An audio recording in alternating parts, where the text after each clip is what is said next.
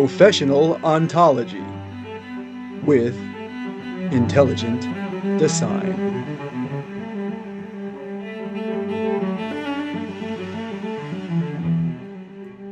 Good evening, everybody. Welcome to my library and welcome to the channel. This is Professional Ontology with Intelligent Design, where we are always right. That's right, we are always right around here because we practice the art of professional ontology.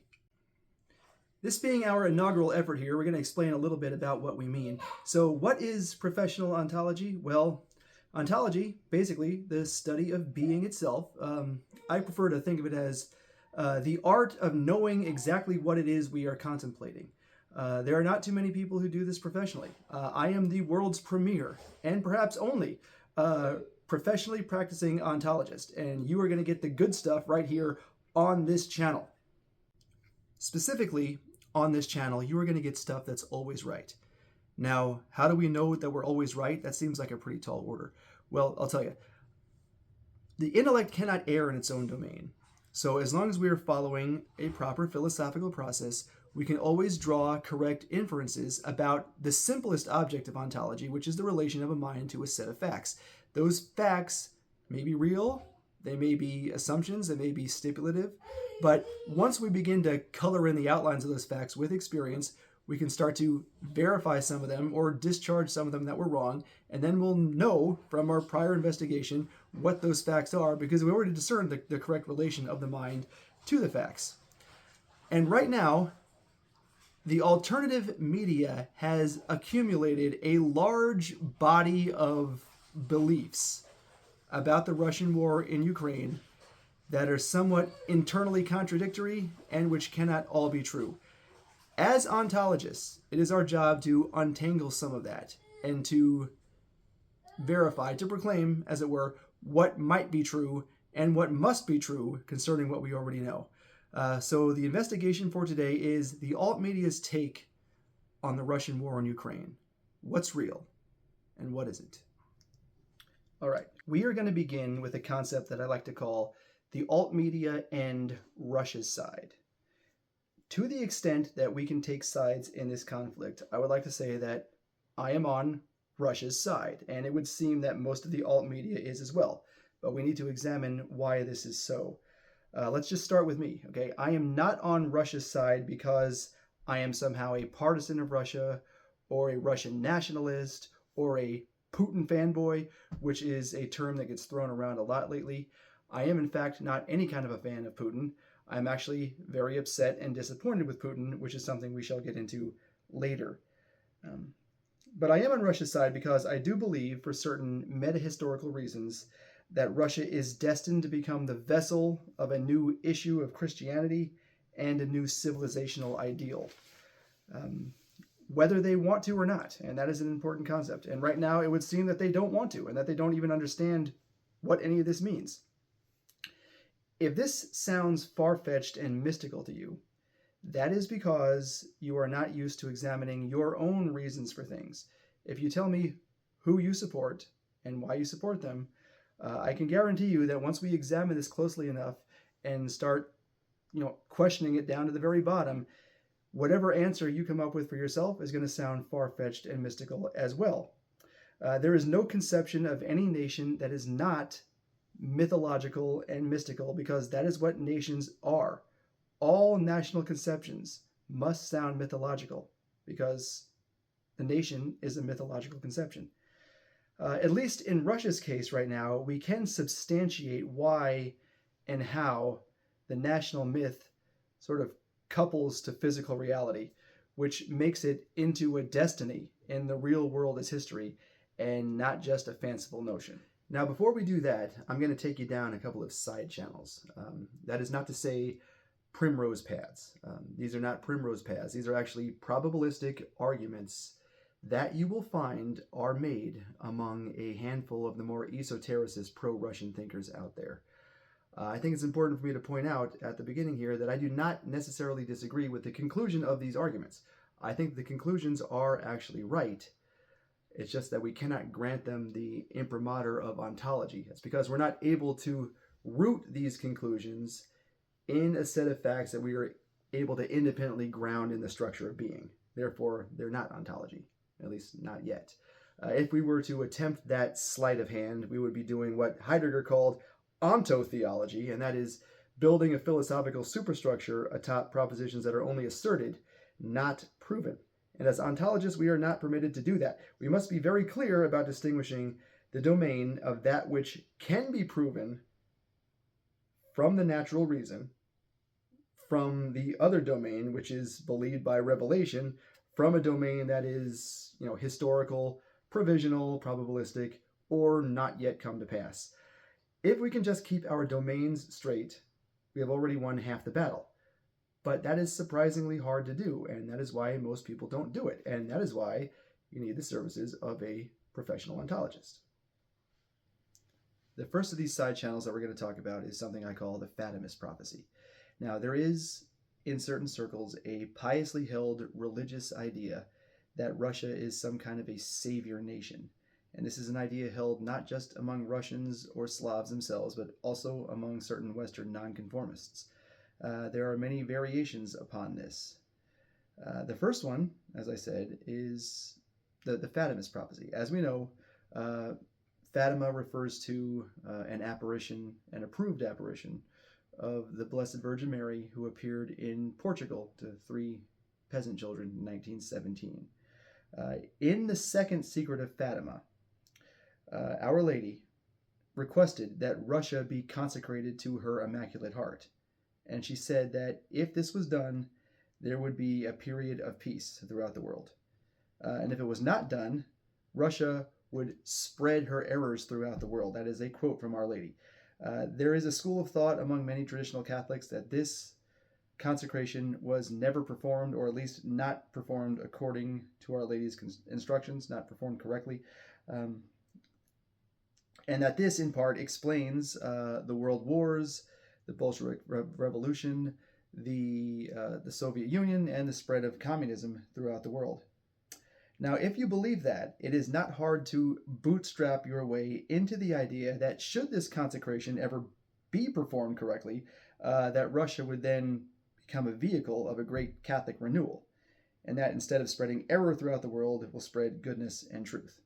Now, let me just say, I do believe something like this myself. I do believe that Russia is destined to, not only militarily conquer Europe, but that at some point in the future, some patriarch of the Russian Orthodox Church will make a formal conversion to Catholicism and will sit on the throne of Peter as the first valid pope in God knows how long.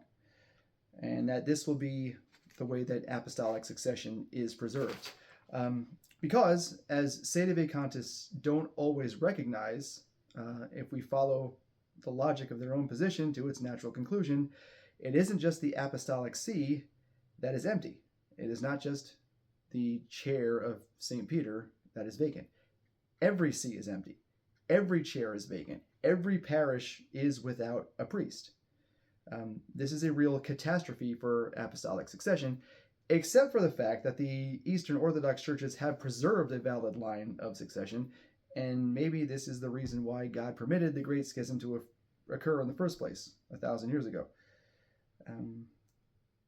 I think that this idea fits well with both the logic of the times and with the trend of the Fatima message. However, I am not going to use any of this in my ontology because we are now getting into the realm of private revelation.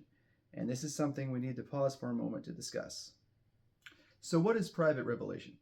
Well, the Church, in her wisdom, sharply distinguishes between that which belongs to the deposit of the faith and that which, despite coming from God, belongs only to private revelation.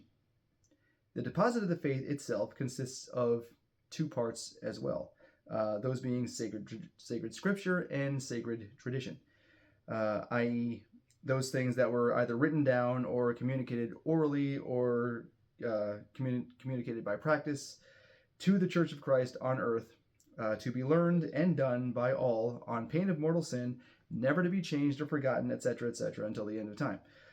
So in short, that consists of the Bible and also the liturgies, sacraments, and practices of the early church. Now, the thing to remember about private revelation is 2 things. First of all, One, it ended with the death of the last apostle, St. John the Evangelist, after whom nothing more new would or could be added to the deposit of the faith, because this St. John was the last living witness to the final revelation, which is the Word of God, Jesus Christ himself, come in the flesh. So you can't really add anything to that. That's it. And two, this deposit of the faith is complete in itself. It is both necessary and sufficient for salvation. It's necessary because without this stuff, you can't be saved. And it's sufficient because this is all you need to be saved. This is the faith. And the faith is just this. That's what it essentially is. Now, notwithstanding that, that doesn't change the fact that, down through the centuries, there have been apparitions of some saint or of the Blessed Virgin Mary or of Jesus himself or an angel of the Lord or some holy person who has appeared to people and given them, certain messages, sometimes very dramatic messages. And the church, after investigating these apparitions, have declared them to be genuine, or at least probable enough that they may be believed by the faithful without injury to their faith. And I want to stress the fact, may be believed. There's not a single private revelation that must be believed by anyone, because they are not, by definition, part of the deposit of the faith, although some people like to latch onto them very, very strongly. But now, a couple of important questions arise concerning that. So, if they do in fact come from God, why are we not required to believe them? Because God can neither deceive nor be deceived. And if we're not required to believe them, what purpose do they serve? I mean, why do they happen at all? Well, I'm glad that you asked that, because we can actually answer this. We are not required to believe in private revelation because they don't add anything essential to our knowledge that pertains to salvation. Private revelations contain information, as it were, about the state of the world, or the state of the church, or the state of society, or the state of certain persons that are unknown to us through natural means, or the future state of the world, or the church, or society, so on and so forth. Things like that, which it is not necessary to know anything about at all in order to be saved. You can pass your entire life in the service of God being blissfully ignorant of all of this stuff, and it's not going to hurt your chances for salvation whatsoever. So then, why do private revelations happen at all? Well, to answer that, you just need to sort of look inside yourself for a moment at those times in the past when God has had a personal impact on your life. If you are a believing Christian, you can most likely point to certain moments in your life when you had an illumination or an inspiration or a conviction or something that nudged you on in the right direction that came from God. Well, this too is just private revelation happening on an individual scale. God comes and talks to you from time to time because he cares about you. And private revelation, just like these moments, pertains only to God's providential care for the world, not to the deposit of the faith. And if you get such inspirations privately, a whole lot, do not thereby assume that you are especially holy on that account. You ought rather to assume the opposite, because if you were just abiding in the faith, abiding in the deposit of the faith, what you're already supposed to do, you wouldn't need so many interventions to keep you on the straight and narrow. Right. And the same could be said for private revelations in general, with certain reservations. So therefore, I'm not going to use private revelation of any kind about anything whatsoever in forming my argument, because even though I do believe, once again, something similar to the Fatima message, we're not going to let that interfere with our ontology. Next up, we have the Spenglerian Historiography. There is a slightly more empirically oriented, more, as it were, scientific version of the Fatamist position, which I also happen to believe, by the way, and a good recounting of it can be found here in Oswald Spengler's magisterial masterpiece here, The Decline of the West. In brief, this is the idea that Russia is a civilizational state. Okay. Now, this means that the kind of entity that Russia really is, essentially, is not just another nation among other nations, but something much larger and deeper than that. Russia is itself an entire civilization with its own unique history, and it belongs to an order within which we would also want to include such things as, say, China, encompassing all of the history that we feel in that term. Or let's say Europe, from the Gothic age to Napoleon, or the Mediterranean world of the Greeks and Romans, or the Mesoamerican world of the Mayans and Aztecs, and so forth. On this view, obviously, the modern state that most people know of and think of as Russia is just a thin crust and an artificial veneer imposed upon this much more complex entity underneath. This is a pseudomorphosis, to use Spengler's terminology. And furthermore, Spengler holds that this Russian civilization hasn't truly begun to live yet, and its history hasn't happened yet. It's just, it's right now just in its germinal stage, preparing itself to set out on its life course. And it will one day have its own 1,000-year-long rise and decline. Very interesting stuff there, if you want to read the book, and I hope you do. Now, once you have acquired this lens, you have a very useful tool for interpreting Russian phenomena. And it is very fascinating to look through that lens and ask yourself, so is this thing, is this action, is this event, is this part of the real Russia, or is it part of the Western pseudomorphosis imposed upon Russia? Is this individual man a real Russian man, or is he just a Western man speaking Russian? And as we shall see later, quite against the opinion of many and most in the alt media today, I would have to say that Vladimir Putin is not really a Russian man, and we're going to get to that later. Once again, I do believe all this stuff. I believe this very strongly, as a matter of fact. But also, once again, I'm not going to use this for ontological considerations. Why? Not because it's not true, and not because it is not a worthy ontological object.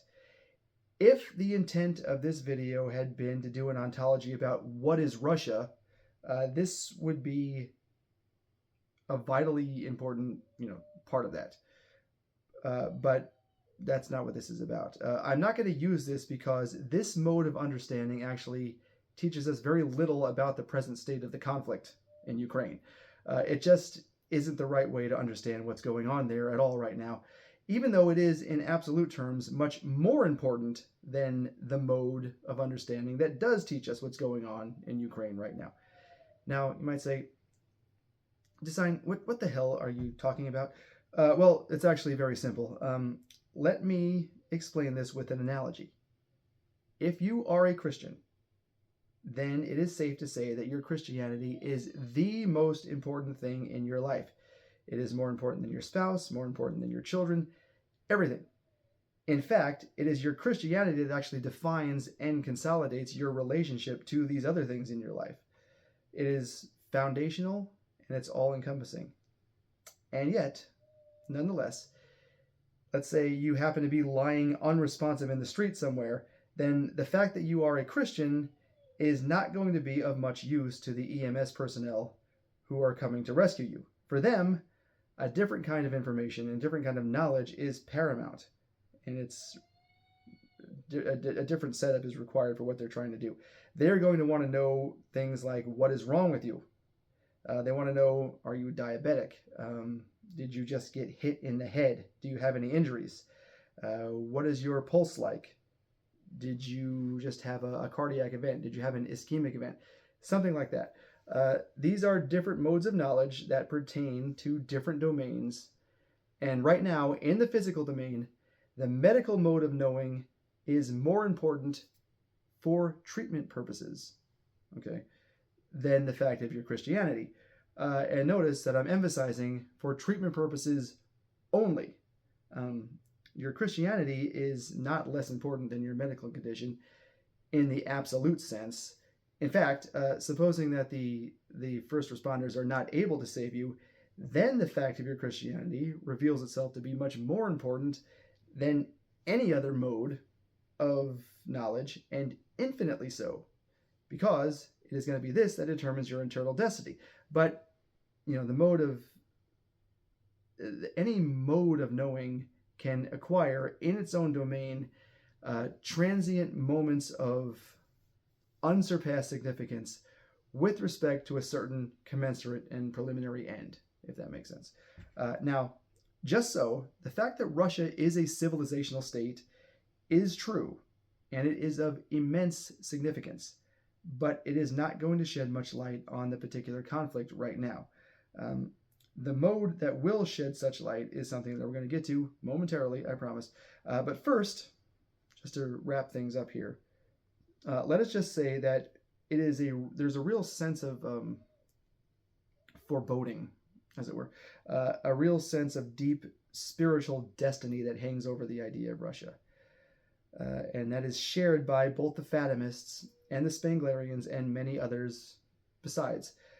Something of this also suffuses all the writings of Dostoevsky, for instance. In fact, you might even say that this very foreboding feeling is the essence of Dostoevsky. It's what makes Dostoevsky what he is. It's his own personal flavor, as it were. And it's also identical with that same dreamy, heavy, childlike feeling that you get from a Tchaikovsky ballet. The music of the Nutcracker Suite in particular, the dance of the Sugar Plum Fairy. You have to feel yourself into being a young, melancholy, childlike soul out there in the Russian hinterlands, and you're just lying there in a warm cottage with that cold, clear, wintry Russian night outside, just staring in a trance into a fire with your mind wandering places you don't even know how to describe. That dreaminess, that's the feeling of being a Russian. This is what it's all about. And ultimately, that is much more important than the modern military situation on the ground in Ukraine. But that's not going to teach us anything about the conflict, and we are not going to use that in our ontology today. However, what we are going to use is this. The real and ontologically groundable reason for why I am on Russia's side and why Russia will one day eventually conquer Europe is because the idea of Russia is rooted in the notion of the potentiality of economic autarky. Yes, that is a mouthful. Let's unpack it a little bit. Notice I did not simply say economic autarky by itself. Now, as everyone already knows, everyone except Western policymakers evidently, Russia is one of the very few nations on Earth that has the possibility of becoming truly economically autarkic, meaning that it does not require any trading partners at all. It has enough of every natural resource it needs, both to develop a standoff military to provide for its defense and a respectable standard of living for its people. This is common knowledge. Alt media personalities, like the Duran, for instance, are always talking about this. This is why the 19 sanctions packages haven't worked on Russia, etc., etc. There are a couple of problems with this oversimplified view, however. One of them is that having all the riches in the world is not going to guarantee you success on the battlefield if you're not willing and able to use them properly. Somebody with less means could still come along and whoop your ass if you aren't really willing to defend yourself. And this is a willingness that Russia has yet to develop. And the second problem is related to the first, and that is the fact that even if you have the possibility and the opportunity to develop true economic autarky, you are never going to do it if you do not think and believe that this is something you really need to do. And right now, Russia does not seem to think that. In fact, Russia's whole grand geopolitical strategy of building multilateral partnerships all over the goddamn world, of trying to put forth the image of this multipolar world, is in many senses the exact opposite of what Russia really needs to do. This is in fact a recrudescence of the silly aspects of the Russian pseudomorphosis. It is a recrudescence of the sillier aspects of Alexandrianism, right after the Napoleonic Wars, the Holy Alliance, as it were. The real Russia does not need any of this multipolar bullshit. The very idea of it partakes of the whole pseudomorphic crust that will one day be broken through. And Putin himself belongs to this false crust of Russia. It is going to take a long and protracted war for the real Russia to finally come into its own. And when it does, Putin and his entourage are going to get swept away with the ashes. As economic autarky is forced more and more upon Russia, Russia will come to the consciousness of this reality as its true self. And in the meantime, though, Russia has been pursuing a strategy that is full of foolhardiness and stupidity, and the alt media has been explaining that away and justifying this stupid strategy with a whole lot of crap, not realizing that Russia's successes so far on the battlefield have been in spite of this strategy rather than because of it. This false understanding on the part of the alt media has given rise to some by now rather familiar tropes that we are going to proceed to demolish. So let's take them one by one and reveal all their internal contradictions.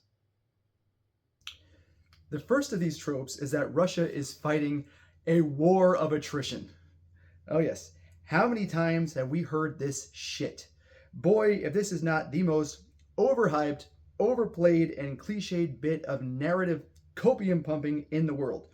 This idea has infected the entire alt media, it seems, even to the point that now, whenever anyone expresses any misgivings about Russia's operational tempo, or dares to wonder out loud about Russia's disinterested strategy and baffling lack of foresight, he is greeted by a chorus of internet idiots who, first of all, call him a Western shill and a troll, and then, intone in the most arrogant manner possible, dude, Russia is fighting a war of attrition, okay? You don't know anything about this, so you need to, shut up.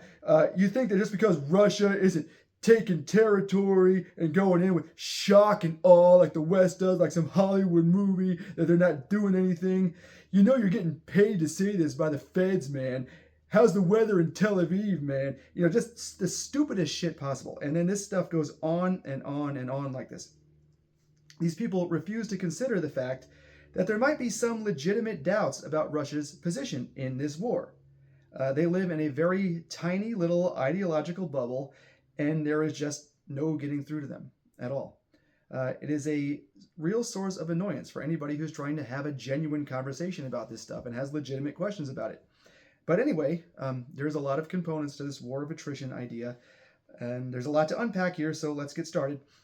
First of all, the paramount thing to remember about the whole misbegotten idea is that attrition is a tactic, okay? It's just a tactic. It is not a final state of affairs. It is not an end of itself. The very term war of attrition is rather misleading in that respect. You ought rather to say that Russia is fighting a war with attrition, or a war using attrition, or something like that. That would at least have the effect of reminding people that war is war here. The nature of war has not changed. And even when you are fighting a war using attrition as a tactic, you still need to win the fucking war at some point. And this means that you have to conquer territory, and you must destroy infrastructure, and you must wipe out the leadership, and so on and so on. All of this could have been done by Russia many times over before now. And if it had been done, it actually would have brought the war to a swifter and less bloody conclusion. So what, therefore, is the point of all this attrition? That is a good question. What is the point of not interdicting the flow of weapons into Ukraine across the land border from Poland? Or of not destroying, or at least securing, the bridges over the Dnieper? What is the point of not taking out Zelensky and the rest of the leadership, especially since you have long since declared them to be illegitimate, since they haven't held elections when they were supposed to? This makes no sense as a rational war-fighting strategy. And it is time that the fucking alt media was honest about this instead of trying to stifle debate with all their war of attrition horseshit. Now, you might think that this attritional strategy makes sense if Russia is just cynically trying to kill as many Ukrainians as possible without actually going in and committing the kind of atrocities that would attract negative attention from all the rest of the world and get it treated as a pariah, which it already is, but never mind that.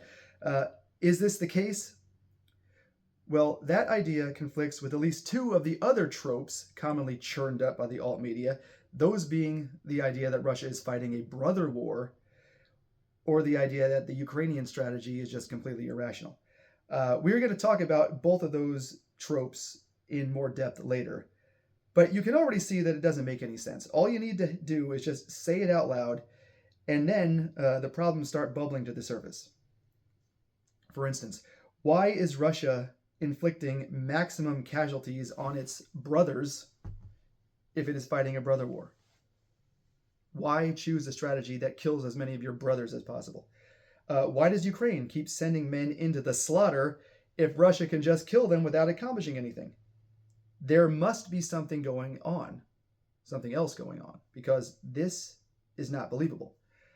Okay. Well, by the end of this video, we will have figured out exactly what is going on, and the alt media is going to have a lot of explaining to do for its ridiculous take on things.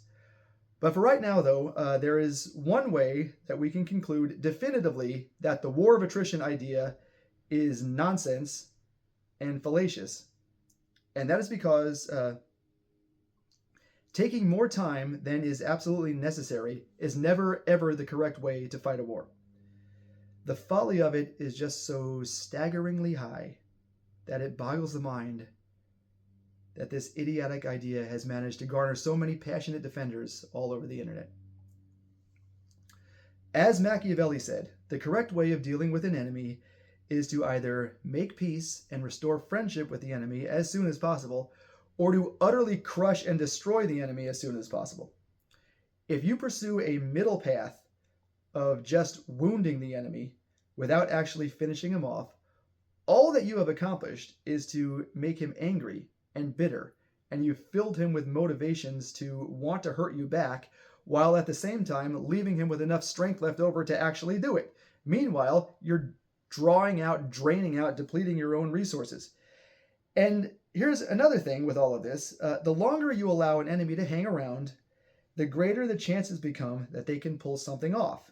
They can arrange little surprises for you, like, droning your oil refineries, or whacking your military officers, or blowing up your strategic bombers, all of which has happened to Russia without any kind of serious reprisal.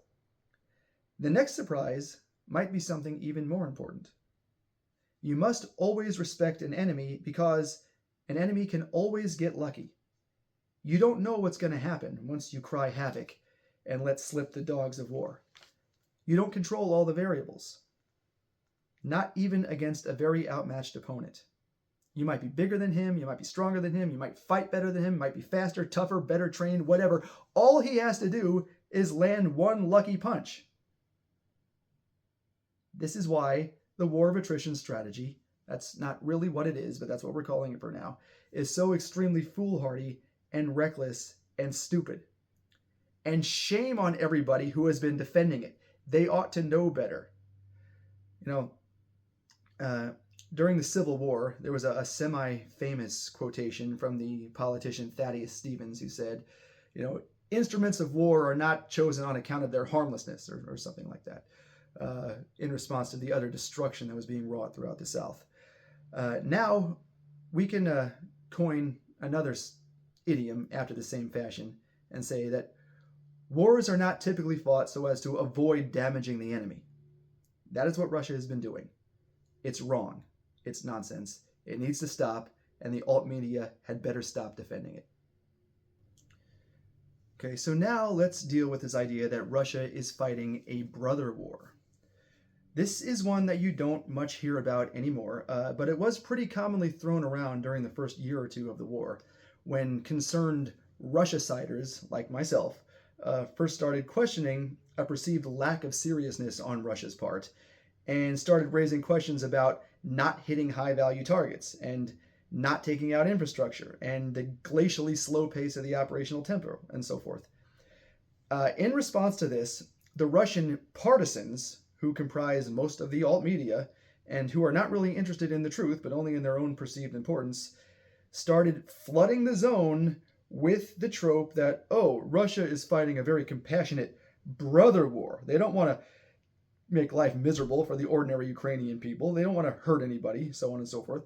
Well, this is just silly. I mean, first of all, it conflicts sharply with the whole War of Attrition concept, and it is indeed the express negation of the War of Attrition concept. The whole logic of the War of Attrition is to destroy as much of the Ukrainian war-making ability as possible, and indeed even prolong the war so that you can kill even more soldiers as Ukraine keeps pouring them into the front lines. If this is something that you want to do to your brothers, are you really fighting a brother war? Is this how you treat your brother? What do you think that your brothers would prefer more? Killing them or sparing their lives but blowing up their power plants, locomotives, and leadership instead? I mean, I know which one I would prefer. Now, if Russia did increase the operational tempo, then yes, there is a possibility that more civilians would die from collateral damage. A possibility, not a certainty, but that possibility does exist. But consider this. The longer that the war goes on, the more Ukrainian men, and possibly women too, will be pressed into military service where they will likewise be killed. If you're killed, it matters not to you anymore whether you were killed in uniform or out of uniform. You know, once you're dead, you're dead. However, if you are Russia and you supposedly have this cynical plan to kill as many people as possible anyway with your big bad war of attrition, why would you want to wait until your brothers were drafted into the military and got into uniform, where they actually become part of a fighting force and receive weapons and at least a little bit of training and become that much more dangerous? Wouldn't it be better to kill them out of uniform? And also, on the other hand, if the only reason you were avoiding killing them out of uniform is to avoid committing the atrocities that all the world would condemn, then why prolong the war just so more of your brothers can get drawn into the military where they would be killed, whereas they wouldn't have before? You see, it just doesn't add up. It doesn't make any sense. And of course, all of this is just preparatory to the fact that while the idea of holding back in a brother war is just nonsense to begin with, it is really just another variant of the whole war of attrition concept. And again, the best thing for your brothers, if you really do care about them, is to end the war quickly, destroy the leadership, and make it so they don't have to die in arms. Once again, wars are not fought so as to avoid damaging the enemy. The whole brother war concept is very internally contradictory. Everything about this nonsense just needs to stop. Next, let's turn to Ukraine's so-called irrationality. Another thing that the alt media types frequently say is that they don't understand what Ukraine is doing, either militarily or strategically. They don't understand why Ukraine doesn't just accept the inevitable and sue for peace. They think that Ukraine has no hope of victory, no chance, and that they are just throwing men away recklessly and using money donated by the West and weapons donated by the West and military equipment donated by the West, all to no avail. Then they conclude that Ukraine's strategy is irrational, at least in military terms, and they try to figure out what's going on behind the scenes, as it were, what the real story is. Now, the speculation broadens out at this point. Depending on what flavor of conspiracy theorist they are, they will try to say something like, oh, the West won't let Zelensky surrender because he knows where all the bodies are buried. And if he squeals, it's over for the West. The West has been using Ukraine as a money laundering operation and as a biolab site and as a key piece in the global chessboard aimed at the heart of Russia and all kinds of nefarious stuff.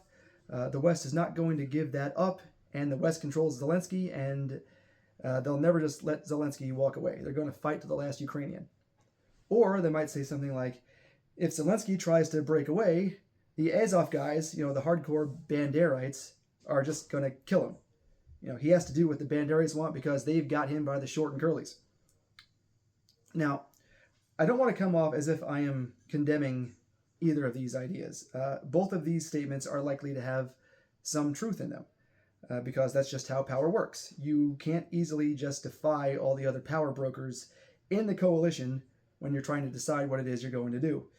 However, this doesn't really have anything to do with whether the military strategy is rational or not. That's all beside the point.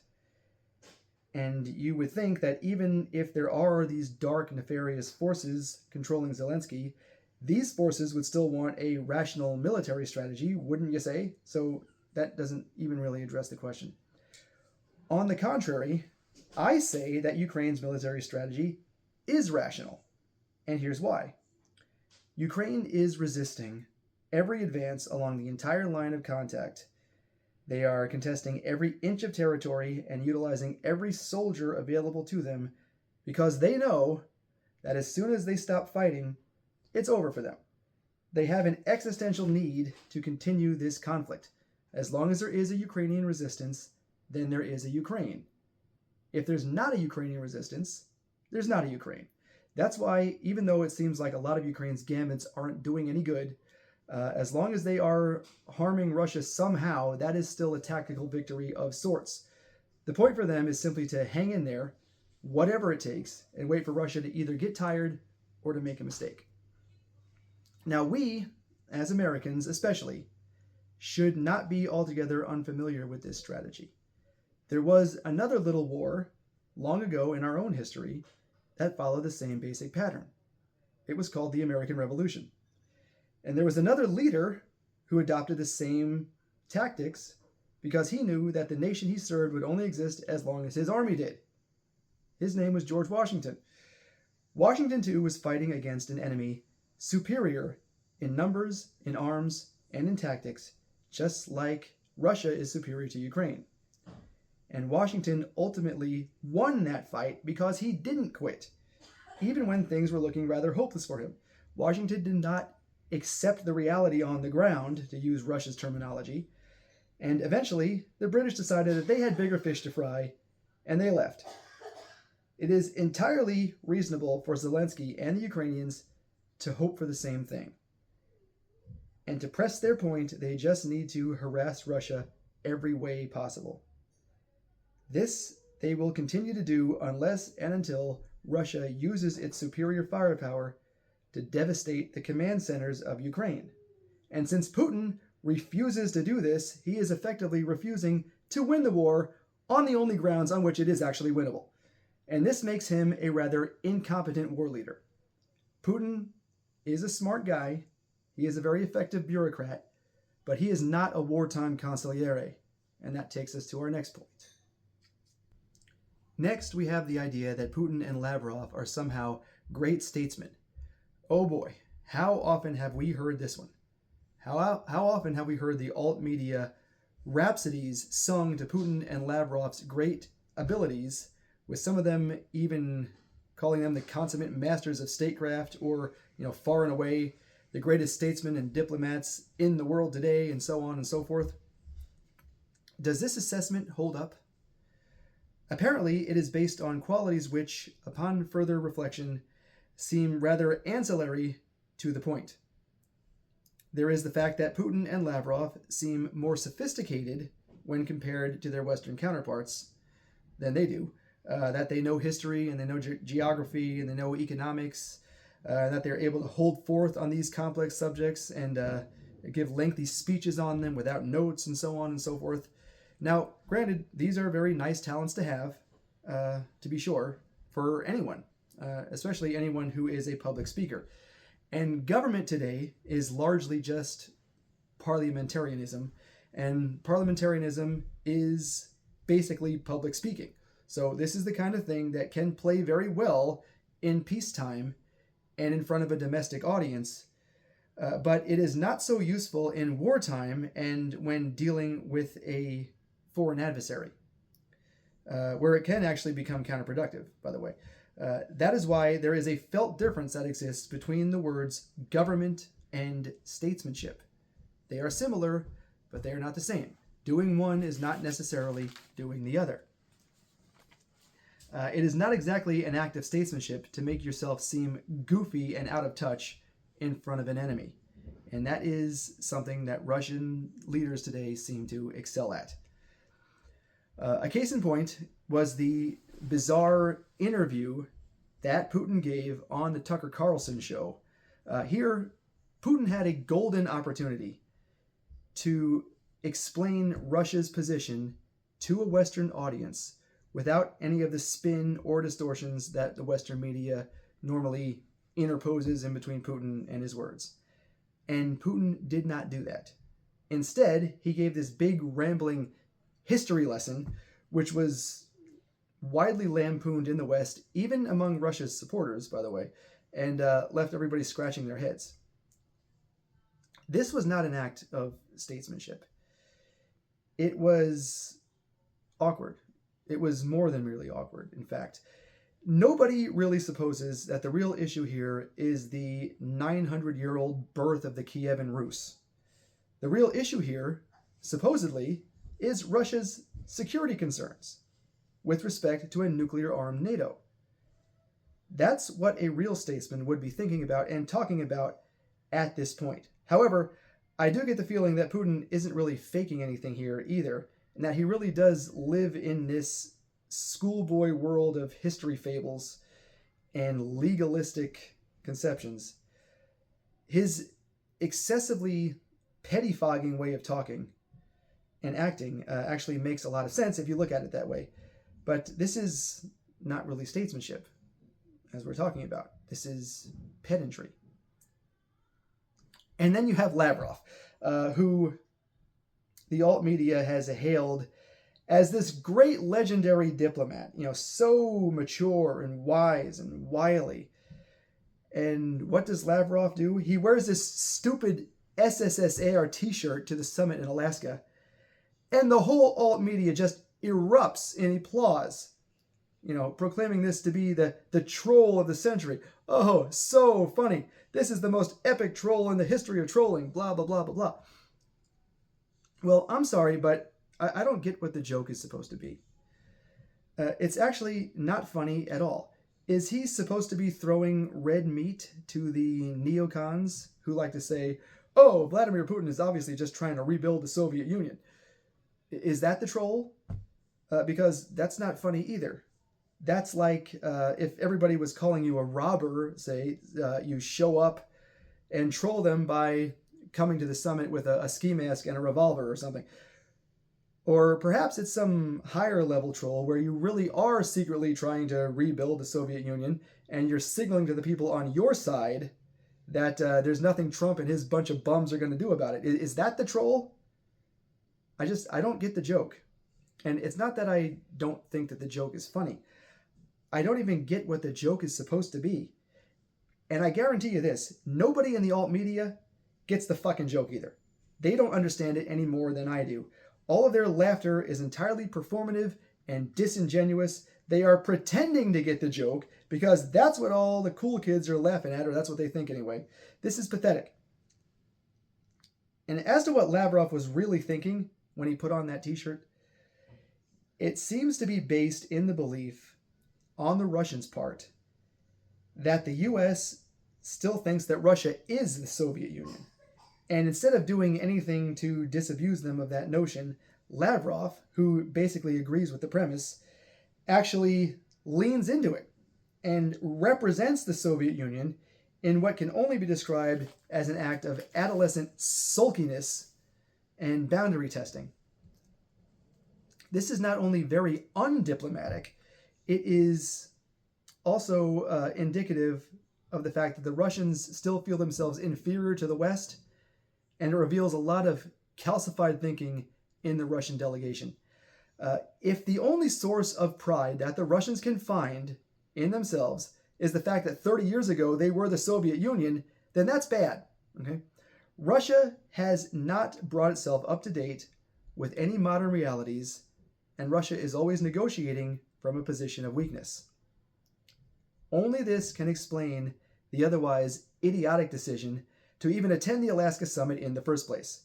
It was a completely pointless and unnecessary risk otherwise, because the United States has demonstrated a recent history of using the diplomatic process as a deception to perform decapitation strikes. This was stupid. That Alaska summit was pointless and stupid. This was the equivalent of, on the Russian sport, it was like, having your 15-year-old son show up at the dinner table with an earring in his ear, thinking, I wonder if dad loves me enough to notice this and tell me to get this fucking thing out of my ear.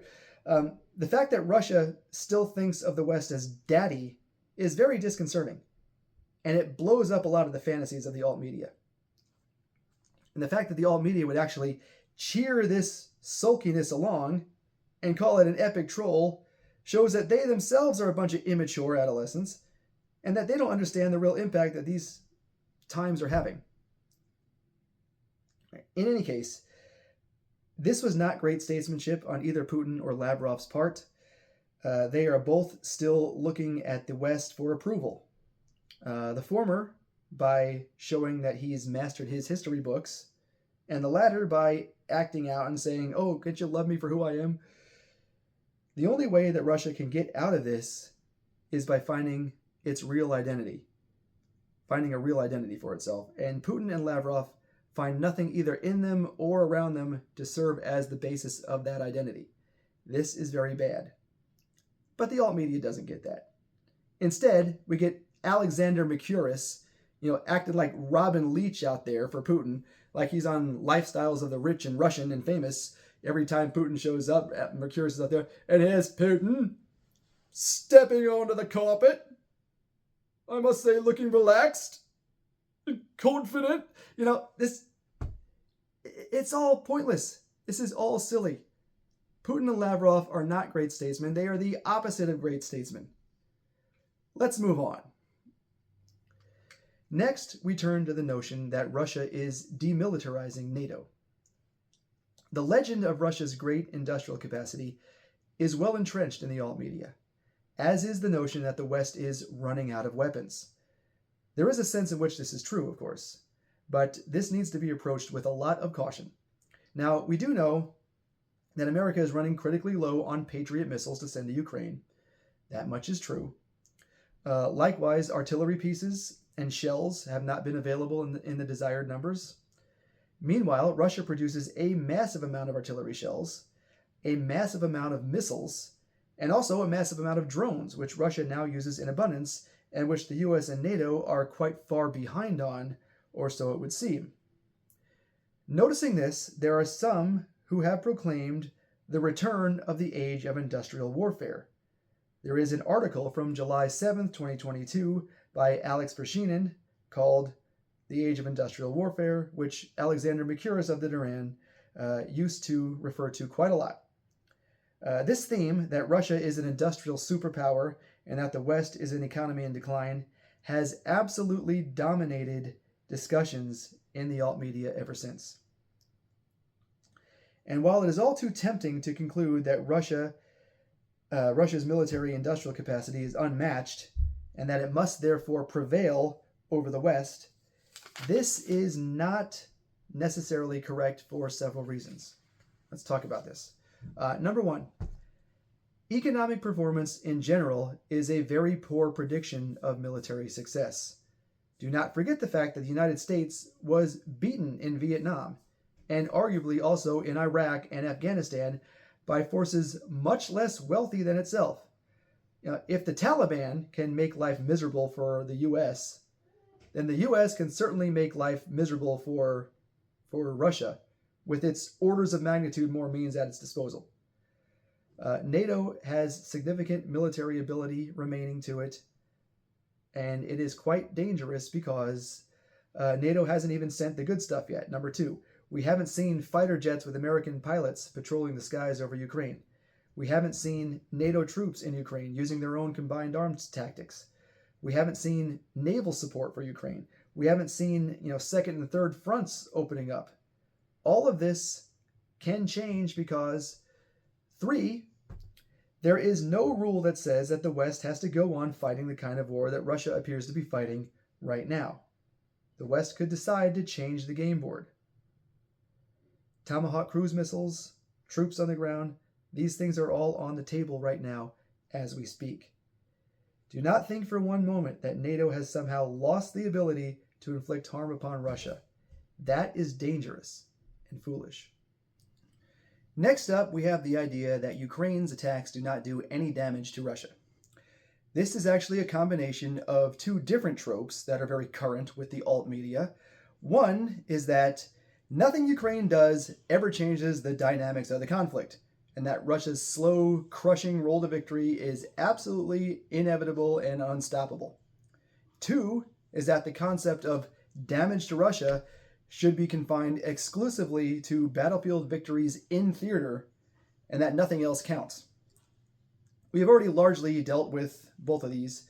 The first one is just another one of the many, many variations upon the War of Attrition fallacy. Russia is winning because Russia is winning. That's what the War of Attrition fallacy states. And Ukraine's position is hopeless. But this is not so. Ukraine is managing, against great odds, to continue to hit Russian oil refineries and military bases and other high-value targets deep inside Russia itself. In fact, the Kursk invasion greatly embarrassed Russia and caused it to commit extra troops there for more than half a year. This is very significant. And to my knowledge, there has never been an adequate discussion of this in the alt media concerning just how in the hell Ukraine managed to mass all those troops and all their equipment right there on the Russian border in a time of war without Russia knowing anything about it. The intelligence failure here is monumental and so far completely unexplained. The second one is a sort of inverse of the War of Attrition fallacy.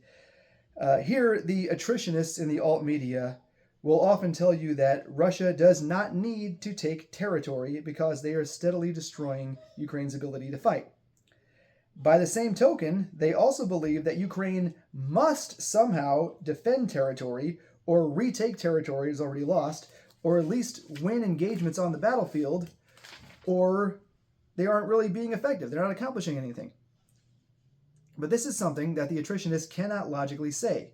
The War of Attrition concept, to the extent that it is true at all, has to cut both ways. And Ukraine retains significant capacity to wage asymmetrical warfare against Russia and its interests. Like we just mentioned, there is no rule that says Ukraine must go on fighting the war in a certain way. Even if Ukraine was completely militarily defeated, it could still go on waging war against Russia with insurgency tactics and cause Russia to devote a considerable amount of troops and money to the project of pacification. Meanwhile, Ukraine's allies in the West could continue to open up other fronts. If Ukraine and its attacks did not present a very real danger, it would have been rolled up long before now. Because it would have been beyond even Putin's abilities of folly to go on fighting a slow motion operation if there was not some pertinent battlefield rationale for it.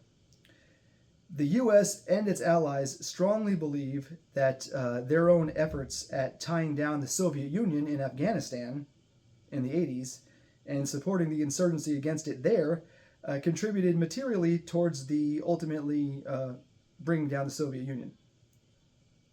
And the West is clearly trying to run the same playbook again in Ukraine. Now, listen, this does raise the intriguing possibility that maybe this whole War of Attrition thing is not really Russia's idea at all, but the West's. If so, it raises the question of why Russia seems to be playing along with the West's trap. Now, if we recall the lesson of Lavrov's shirt and posit that Russia is acting like a skulking teenager, still craving the West's approval, then we would have some idea as to why this is going on. Finally, let's touch upon this idea that recent events in Syria and Iran do not represent a strategic defeat for Russia. This is just one more variation of the War of Attrition trope. This one being the idea that Russia's utter failure to meaningfully defend its client states in the Middle East is somehow not a big deal. It is, in fact, a very big deal that the Assad government fell in Syria and that Russia sat on its hands while Israel and America conducted decapitation strikes in Iran and bombed Iran's nuclear enrichment sites. Now, to say nothing of the horrors inflicted upon the people of these poor countries, such attacks also deprive Russia of a great amount of prestige on the international stage.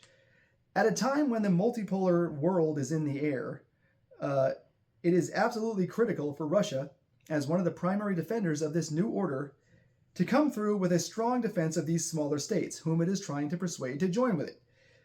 Now listen, if you are a smaller state and you're listening to Russia say, come on, join with the BRICS, join the multipolar world, it's much better over here. You don't need America bullying you and telling you what to do. We will help you. We will protect you. And then Russia does nothing when America comes along and knocks these guys flat on their asses. That is about the worst sales pitch for the BRICS that I could ever imagine. And the multipolar world, by the way, is not a serious idea. Power is and always has been intrinsically unipolar in its nature. And at some point, Russia is going to need to be honest about this and step fully into its role as the enemy and the alternative to the Western Empire. If it does not do that, it will continue to watch more and more of its red lines get crossed, more and more of its client states get destroyed, and it will see more and more defeats snatched from the jaws of victory.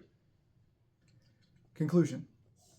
Although I do believe that Russia is destined to someday conquer the West and assume its role as the new issuer of Christianity, there is no reason that this has to happen in this particular conflict. Decisive action by the West could delay the rise of Russia by decades or even by centuries. Russia's war strategy in Ukraine has not been effective. It is far too protracted and weak, and it has cost Russia multiple strategic defeats and much needed prestige on the world stage that it can ill afford to do without. The West, while steadily weakening both militarily and economically, is still dangerous and must not be counted out. It is always advisable in war to finish a conflict as quickly and decisively as you can, and Russia has not done this because it is not being led by statesmen, but by inferior-feeling men who actually idolize the very West that they claim to be fighting. Putin, despite his penchant for book history, does not understand his own historical role or the historical role of Russia.